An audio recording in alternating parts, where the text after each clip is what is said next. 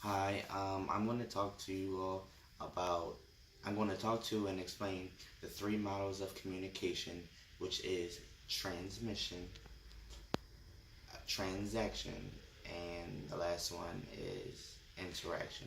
Those are the three models of communication. I'm also going to talk about different experiences I have in my life that are examples of those. So you can better get an understanding of exactly how each of those models work. So to start, we're going to talk about the transmission model or the linear model. Now, in this model, someone can receive a message or someone can send a message. However, they cannot receive feedback from the other side.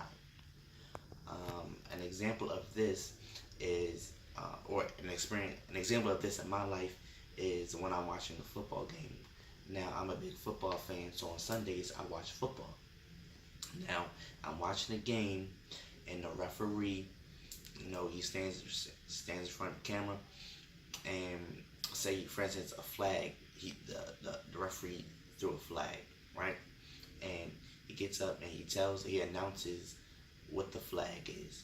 Now, no matter how much I might disagree with him, or what my opinion is of it, or how much I want to yell and talk back to the TV, and you get mad at the referee, it doesn't matter.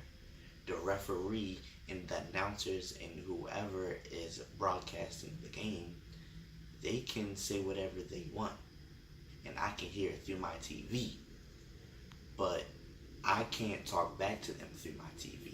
So it's one way communication. They tell me stuff, but I cannot say anything back to them. I can try my hardest, but they're not gonna hear it. Okay. Now the second model of communication is the transaction model. Now this model, in this model, um, messages are sent from one person to the other, but they only happen one at a time. So an example of this is a simple text message. I text people every day, and one of those people might be my mom. So I can text my mom anything. I can text anything. I can text her what we're eating for dinner, and I text her that, and she might reply, spaghetti. Now I sent a message through my phone via text, and she responded, and I seen it. So she seen what I had to say, and I seen what she had to say. The communication goes back and forth. It happens one at a time. It doesn't happen. It doesn't. It happens where it's two way. It's a two-way process of communication. However, it only happens one at a time. We can't. There's no other indication of the communication other than the text, and by that I mean we can't see each other's body language or facial expressions, or anything other than that. The only thing that we can see is the text that we send to each other. I send something, she sends me back something.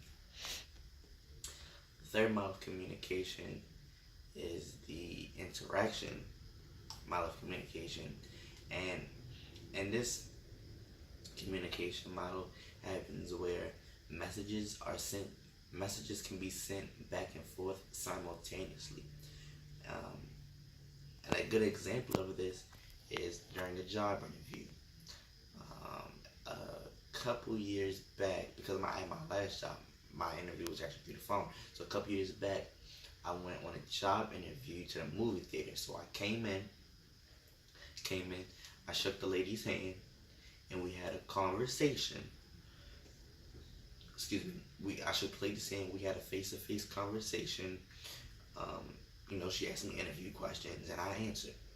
Now, the reason this is different from the first and second one is because not only can she can she say things to me and I can respond, but we can actually interact. We shook hands. We see each other's body language, facial expressions. We were able to hear the way in which we worded things. such as if things were said in a lighthearted manner, or something said was sarcastic, or you know the mood and tone of our conversation. We were able to detect all of that because we were face to face. Again, the body language with the shaking of the hands. I She can say things to me and I can respond back, but have everything happen simultaneously. All right.